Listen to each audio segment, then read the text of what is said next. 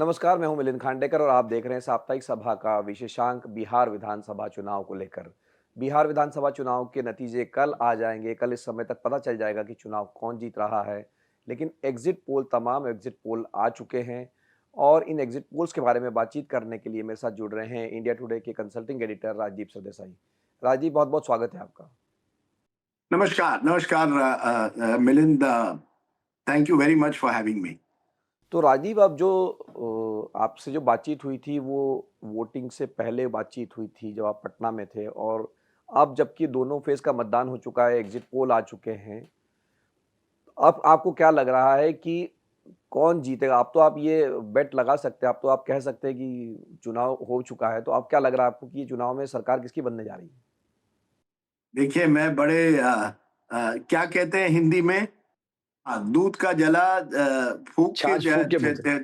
फूंक के छाछ पीता है। और उसका एक कारण है कि हमने देखा है कि कभी-कभी ये एग्जिट पोल बहुत गलत निकलते हैं, खास करके बिहार जैसे राज्य में। तो मैं केवल एग्जिट पोल को देखकर ये नहीं कहूंगा कि एनडीए को बढ़त है, क्योंकि ये ज्यादातर एग्जिट पोल जो बड़े हैं उन्होंने सब एनडीए को बढ़त दी है। कुछ ने 130 सीटें दी है, कुछ तो 160 से ऊपर दे रहे हैं। मैं वही कहूंगा जो मैंने आपके प्रोग्राम पे 2 हफ्ते पहले कहा था, साप्ताहिक सभा पे, कि मिलिंद, एनडीए के पास मुझे लगता है महिला फैक्टर की वजह से, जो वुमेन वोटर है उसकी वजह से उनको जरूर एक एज है, क्लियर एज है।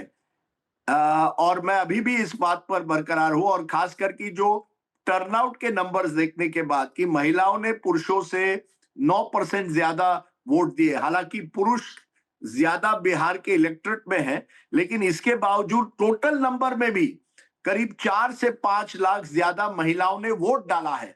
बिहार के इतिहास में ये पहली बार हुआ है कि इतनी बड़ी तादाद में महिलाओं ने पुरुषों को आउट नंबर किया है।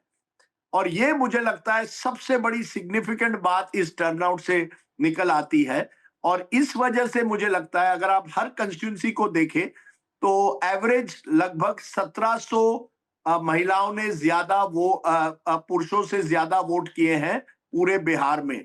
तो मुझे लगता है ये महिला फैक्टर बहुत महत्वपूर्ण होगा।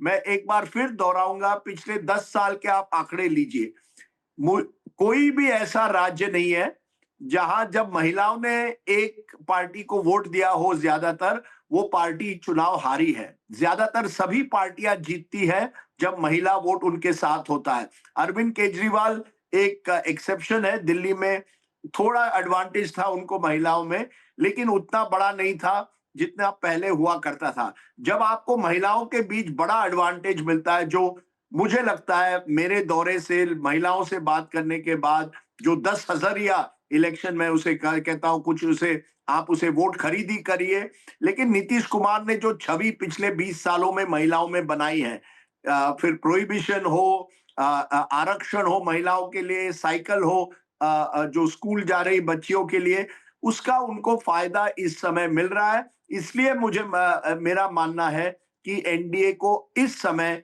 इस चुनाव में क्लियर एज नजर आता है। मैं एग्जिट पोल पर नहीं जा रहा, मैं मेरी खुद की एक तरह से जो मैंने जमीन पर देखा कि ये वुमेन फैक्टर अभी भी बहुत ही इंपॉर्टेंट इस चुनाव में है। नहीं, तो राजदीप, जो जैसे आपने कहा कि महिला फैक्टर, जो कि एम फैक्टर कहा जा रहा है, अब तक एम फैक्टर मुस्लिम फैक्टर होता था, लेकिन इस चुनाव में महिला फैक्टर बन गया है। और दूसरा जो यादव फैक्टर, उसकी जगह यूथ फैक्टर बन गया है। तो अभी अगर हम एक्सिस माई इंडिया के एग्जिट पोल की बात कर ले, तो उसमें एक बहुत महत्वपूर्ण बात ये आई है कि जो फर्स्ट टाइम वोटर है, मतलब 18 से 20 साल वाले और 20 से 29 साल वाले, उनमें, बल्कि अगर आप 29 से 40 साल तक भी जाएंगे, तो जैसे जैसे उम्र बढ़ती जा रही तभी एनडीए के लिए लीड मिल रहा है। तो युवा लोग जो खास करके 30 साल के अंदर के हैं, उसमें महागठबंधन को 7 से 8% वोट ज्यादा पड़ा है। तो युवा का क्या मतलब, एक तरह से निराशा हो रही है उसको एनडीए से, क्योंकि जब 2014 में मोदी जी आए थे तब तो युवाओं ने ही उनको सत्ता दिलाई थी। और अब ये ट्रेंड पलट रहा है, जैसा आप पहले भी कह रहे थे कि 2024 से, कि युवा जो है अब वो एनडीए से दूर जा रहा है। बिल्कुल, और ये बहुत ही महत्वपूर्ण है। देखिए, 2-3 बातें मिलिंद। एक तो जो युवा वर्ग है, वो वही वर्ग है जो रोजगार की खोज में है। और हमने बिहार में देखा है, खास करके बिहार जैसे राज्य में आज वो रोजगार नहीं मिलता। हर व्यक्ति सरकारी नौकरी चाहता है क्योंकि प्राइवेट सेक्टर में उतनी नौकरियां नहीं है, बिहार में पलायन होता है। ऐसी स्थिति में जो निराशा होती है या थकावट कहिए सरकार के खिलाफ, वो ज्यादातर युवाओं में हो रही है। हमने यही बात 2024 के आम चुनाव में देखी और बिहार जैसे राज्य में इस बार भी नजर आया कि युवा जो है वो सबसे ज्यादा निराश है। अब मुझे लगा था कि प्रशांत किशोर कुछ हद तक इसी निराशा को लेकर बिहार में वो कम से कम डबल डिजिट वोट शेयर लाएंगे, जो एग्जिट पोल में नजर नहीं आता। जो इस वजह से जो एग्जिट पोल्स कह रहे हैं कि बहुत बड़ी बढ़त है युवाओं में, हो सकता है, लेकिन मैं मानता हूं युवाओं में ऐसी भी है, महिला युवाएं हैं, वो पूरी तरह से मुझे नहीं लगता उस लेवल पर महागठबंधन के साथ हो सकती है। तो एक तरफ महिला फैक्टर है, दूसरी तरफ युवा फैक्टर है। युवाओं में मुझे लगता है अभी भी थोड़ा बहुत बिखराव है, वो ज्यादातर कास्ट लाइंस पर अभी भी वोट करती हैं। मेरे ख्याल में जो जेंडर है, जो महिला पुरुष है, उसमें मैं देख रहा हूं पहली बार मुस्लिम यादव महिला को आप छोड़िए, उस तरह का मैं जाति पर आधारित वोटिंग पैटर्न नहीं देख रहा जितना मैं महिला अपने एक तरह से हक के लिए लड़ रही है। युवाओं में निराशा है, कहीं कहीं आक्रोश अभी तक नजर नहीं आया बिहार जैसे राज्य में। 2020 में मिलिंद आक्रोश नजर आया था, खासकर, और आक्रोश और एक तरह से एक होप था, एक आशा थी कि जो 10 लाख नौकरियां तेजस्वी यादव प्रॉमिस कर रहे थे, उसकी वजह से कई युवा जो है पूरी तरह से तेजस्वी के साथ हो गए। इस चुनाव में हाँ, कई युवा अभी भी समझते हैं कि कल चलिए नयापन लाते हैं। 20 साल नीतीश को ट्राई किया, कम से कम 20 महीने तो तेजस्वी को देने चाहिए। लेकिन जानिए एक बात, ये जो युवा है, ये वही युवा है जिन्होंने लालू लालू राज एक तरह से नहीं देखा है, जिनका जन्म 2000 के बाद हुआ है।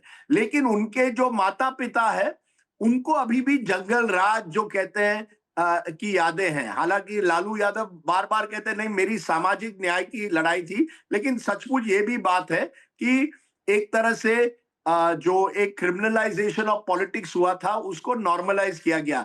पहले भी बिहार में क्रिमिनल्स पॉलिटिक्स में थे, 80 के दशक में, 70 के दशक में, लेकिन लालू यादव के टाइम में वो बहुत आगे एक तरह से ताकतवर होके आए, तो एक यादवाइजेशन हुआ। और इसी वजह से मुझे लगता है जो युवा उस समय उनका जन्म नहीं हुआ था, वो इस बात को उस लेवल तक नहीं देखते जिस तरह से उनके माता पिता देखते हैं। इसलिए आप एज डिफरेंस देख रहे हैं। अगर आप 40, 50, 60 साल के हैं, तो आपको जो जंगल राज कहा जाता है, उसकी एक तरह से यादें हैं, या एक प्रोपेगेंडा कहिए या हकीकत कहिए, वो है आपके मन में, वो बस गया है। और बीजेपी और जेडीयू ने इसको बहुत बुनाया इस चुनाव में। तो इस वजह से युवा जो है, हाँ जरूर तेजस्वी को कई युवाएं उनसे आकर्षित है, लेकिन उस लेवल पर मुझे नजर नहीं आया जो मुझे 2020 में नजर आया था। महिला दूसरी तरफ मुझे लगता है ज्यादातर सोच रही है कि हाँ, नीतीश कुमार जो है वो एक तरह से हमारे संरक्षण है, उन्होंने हमारे लिए कुछ किया है। और 10,000 बहुत बड़ी रकम होती है। मैं बार बार कहता हूं, चुनाव के एक हफ्ते पहले ये जो स्कीम शुरू हुई और चुनाव के दौरान हुई, उसका महिलाओं पर इंपैक्ट हुआ है। युवाओं में निराशा, ये बीजेपी के लिए देश भर में एक खतरे की घंटी है कि आप विकसित भारत 2047 की बात करते हैं, लेकिन कई युवा हैं, उनको लगता है उस इस विकसित भारत के ये जो सपना आपने दिया है, उससे हकीकत कुछ और ही है। और ये उनके लिए एक परेशानी की वजह हो सकती है, केवल बिहार में नहीं लेकिन देश भर में। ये तो राजीव आप सही कह रहे हैं कि इस तरह से एक तरह से चुनाव अब ये महिला वर्सेस यूथ हो गया है कि कौन ज़्यादा वोट डालेगा, कितना कम ज़्यादा होगा, वो कहीं ना कहीं इस आउटकम को तय करेगा। लेकिन आपने प्रशांत किशोर की बात कर रहे थे, तो प्रशांत किशोर को जितने भी एग्जिट पोल आए हैं राजदीप, वो 4 से 7%, 8% तक ही वोट दे रहे हैं। तो जब मैं भी वहां गया था तो लोग बात बहुत कर रहे थे, युवा खास करके बहुत बात कर रहे थे। तो आपको क्या लग रहा है कि वो जो बातचीत थी वो कन्वर्ट नहीं हो पा रही है, या 6-7% अगर वोट आ रहा है तो वो एक अच्छा प्रदर्शन आप मानते हैं पहली बार जो पार्टी उतर रही है उसके लिए? देखिए मिलिंद, ये बड़ा एक्स फैक्टर इस चुनाव का है। आपने बिल्कुल सही कहा कि प्रशांत किशोर के बारे में चर्चा तो बहुत हो रही थी, खासकर कि शहरी इलाकों में, खासकर कि उन इलाकों में जहां लोगों के पास सोशल मीडिया या मोबाइल फोन है, या वो एक दूसरे से व्हाट्सएप पर बात कर रहे हैं या इंस्टाग्राम पर रील देख रहे हैं। प्रशांत किशोर को मैं एक सोशल मीडिया फिनोमिनन एक तरह से मानता हूं। अब पहले चुनाव में किसी भी व्यक्ति को एक एग्जिट पोल प्रिडिक्ट करे कि 5-6% होगा, ये बहुत मुश्किल है। जब अरविंद केजरीवाल भी पहली बार चुनाव में आए या पुराने जमाने में एनटीआर आए थे, कई पोल गलत गए थे, क्योंकि जब न्यू कैंडिडेट आता है उसकी असली नयापन है, वोटों में तब्दील होगी, ये बहुत मुश्किल है कहना। इसीलिए प्रशांत किशोर को या तो वो 4-5-6% तक सीमित रहेंगे, लेकिन लेकिन ये बड़ा एक्स फैक्टर कल देखना होगा। अगर वो अंडर एस्टिमेट हुए हैं और उनको 9-10% भी आते हैं, जो अच्छा प्रदर्शन माना जाएगा, तो ये चुनाव भी एक तरह से टाइट हो सकता है। इस चुनाव को टाइट करने के लिए या प्रशांत किशोर अगर 10-12% तक ले आए, तो फिर आप देखेंगे जो 41% महागठबंधन को दिया जा रहा है और 43% एनडीए, वो और भी कम हो सकता है। It is with in margin of error. इसका मतलब है Prashant Kishor is still a factor अगर वो 10% लाए। लेकिन अगर जो एग्जिट पोल कह रहे हैं कि उनको वो वोट में तब्दील नहीं कर पाए हैं और वो केवल 4 या 5% तक सीमित रहते हैं, और चुनाव जो है एक तरह से बाइपोलर होता है, एनडीए बनाम महागठबंधन, उस स्थिति में मुझे लगता है एनडीए को एडवांटेज है। बड़ी इंटरेस्टिंग बात है, जितने भी विशेषज्ञ हैं जो पोल जिन्होंने किए, वो आप मान रहे हैं कि प्रशांत किशोर ने एनडीए का भी वोट लिया है। ये जो चल रहा था कि प्रशांत किशोर एक तरह से एंटी इनकम्बेंसी वोट में सेंध कर रहे हैं, ये कहीं ना कहीं उन्होंने एनडीए, खास करके अपर कास्ट है, युवा है जो मोदी से आकर्षित है या नीतीश कुमार के साथ है, वो भी एक तरह से कुछ हद तक प्रशांत किशोर ने उन पर भी एक तरह से नजर अपनी डाली है। लेकिन पहले चुनाव में किसको कितने वोट आएंगे कहना बहुत मुश्किल होता है। मैं वही दोहराऊंगा जो कांशीराम ने एक बार कहा था, पहला चुनाव हारने के लिए, दूसरा हराने के लिए और तीसरा जीतने के लिए होता है। प्रशांत किशोर को इस समय मैं राइट ऑफ नहीं करूंगा, लेकिन इस चुनाव में मुझे लगता है कि उनकी जो एक तरह से एक नोवेल्टी फैक्टर है, नयापन है, वो वोटों में तब्दील होते हुए नजर नहीं आ रहा है इस समय, लेकिन ये कल एक एक्स फैक्टर जरूर रहेगा। तो सबसे आखिर में राजदीप कि लोग अभी भी कह रहे हैं कि एग्जिट पोल गलत साबित होंगे, मतलब लोग 2024 का भी हवाला देते हैं, तो आपको ऐसा लगता है कि गलत साबित हो सकते हैं? देखिए मिलिंद, मेरी तो एक अलग ही राय है इस पे। मुझे लगता है एग्जिट पोल ने एग्जिट होना चाहिए। अगर आपको एग्जिट पोल करने हैं तो आपको आपकी पूरी मेथोडोलॉजी जनता के सामने रखनी चाहिए। कितने सैंपल साइज थे, ये किस दौरान किया गया, कितने फोन इंटरव्यू हुए हैं, कितने फेस टू फेस इंटरव्यू हुए। ये एग्जिट पोल, कुछ एग्जिट पोलस्टर्स अब तुक्केबाज बन गए हैं, एक नंबर डाल देते हैं, दूसरों के एग्जिट पोल देख के नंबर डाल देते हैं। ये सब बंद होना चाहिए। ये बिजनेस बन गया है और हमें भी बचना चाहिए उससे, कि हम उस एग्जिट पोल को ऐसा ना माने कि यही सही है। एग्जिट पोल भी आपने देखा होगा 2024 ना केवल लोकसभा में लेकिन हरियाणा में भी गलत निकले हैं। एग्जिट जी। पोल कोई मैथ्स का सम नहीं है कि 2 और 2 4 बने। मैं एग्जिट पोल पर नहीं जा रहा, जो मैं विश्लेषण कर रहा हूं जमीन पर रहकर कई लोगों जो अन्य डिस्ट्रिक्ट्स में जो स्ट्रिंगर्स हैं उनसे बात करने के बाद मैं आपको ये कह रहा हूं कि आज की तारीख में ऐसा नजर आता है कि एनडीए को बढ़त है।